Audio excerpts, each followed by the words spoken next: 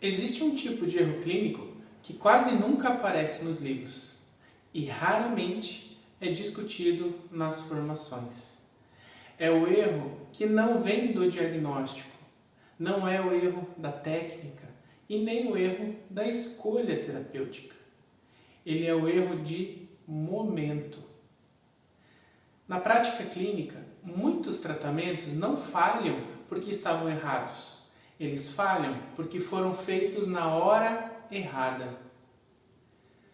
Na medicina chinesa clássica, existe uma compreensão muito refinada de que o organismo não responde apenas ao que é feito.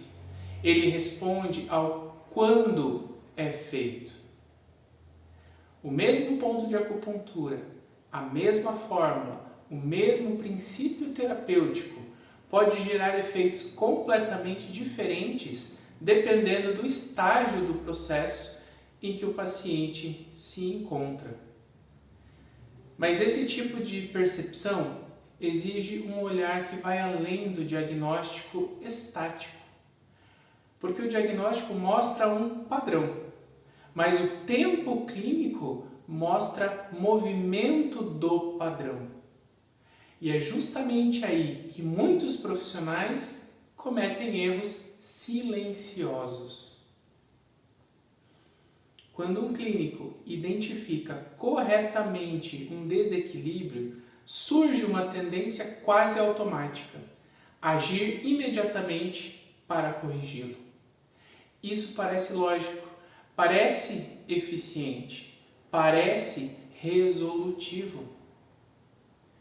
Mas o organismo nem sempre está pronto para ser reorganizado no instante em que o diagnóstico é reconhecido. Em muitos casos, o corpo ainda está em uma fase de adaptação, defesa ou compensação.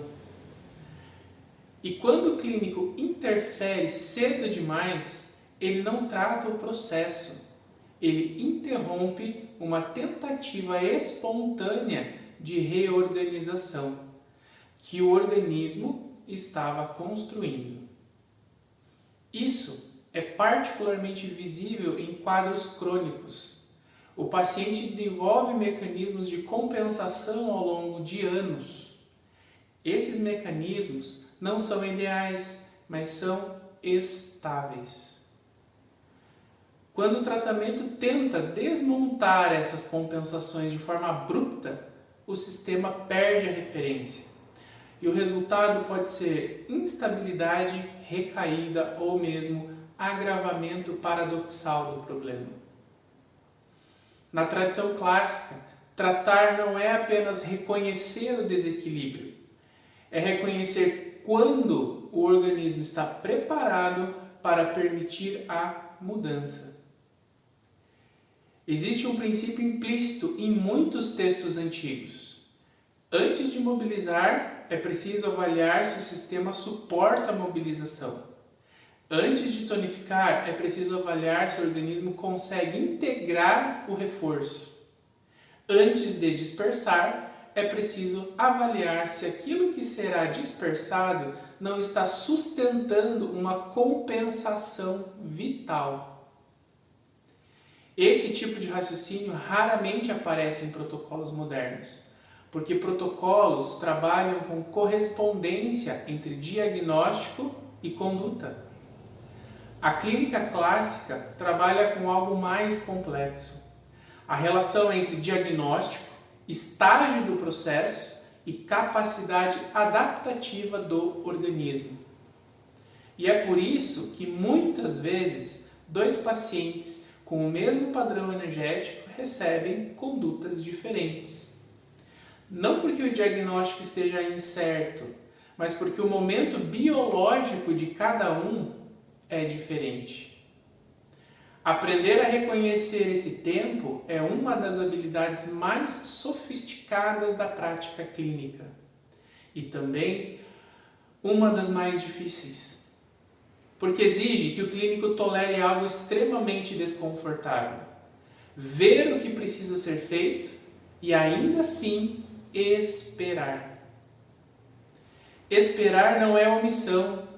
Esperar pode ser parte ativa do tratamento.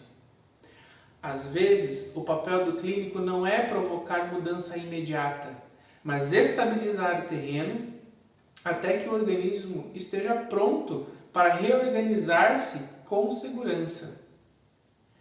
Quando essa maturidade se desenvolve, a prática muda profundamente.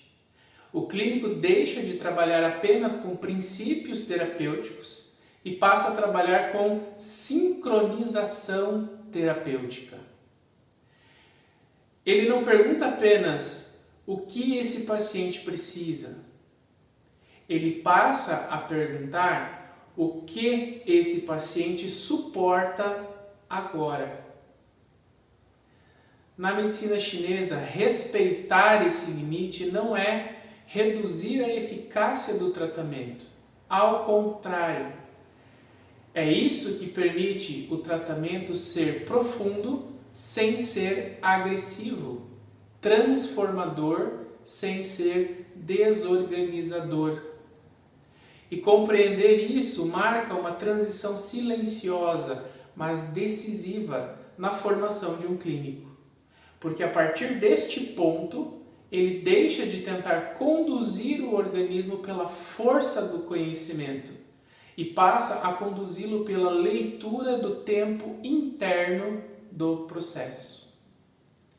E é exatamente nesse encontro entre diagnóstico e tempo que a medicina chinesa deixa de ser aplicação de técnica e se torna, de fato, arte clínica.